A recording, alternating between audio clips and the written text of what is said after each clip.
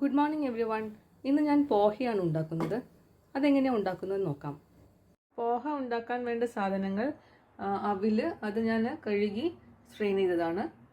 പിന്നെ കുറച്ച് ക്യാരറ്റ്, ഉള്ളി, കൊറിയാൻഡർ ലീവ്സ്, കാഷ്യൂനട്ട്, റേസിൻസ്, പച്ചമുളക്, ഇഞ്ചി, ഇത്രയും സാധനങ്ങളാണ് വേണ്ടത്. കുറച്ച് കറിവേപ്പിലയും പിന്നെ ഉപ്പും കുറച്ച് മഞ്ഞളും കൂടെ ചേർക്കാനുണ്ട്.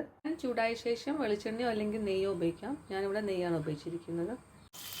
ഇഞ്ചി, പച്ചമുളക് ഒന്നായ ശേഷം ഉള്ളി, കാഷ്യൂനട്ട്,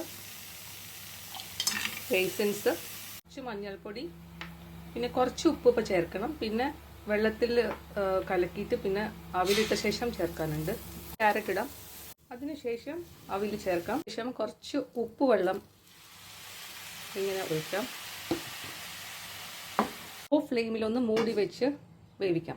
ഇനി കുറച്ച് തേങ്ങ ചേർക്കാം, പിന്നെ കൊറിയാൻഡർ ലീവ്സും. ഇപ്പോൾ ഇത് പോഹ റെഡിയായി കഴിഞ്ഞു. ഇതിൻ്റെ കൂടെ ഉരുളക്കിഴങ്ങും കൂടെ ചേർത്താൽ കൂടുതൽ ടേസ്റ്റാണ്. എല്ലാവരും ഒന്ന് ട്രൈ ചെയ്ത് നോക്കൂ.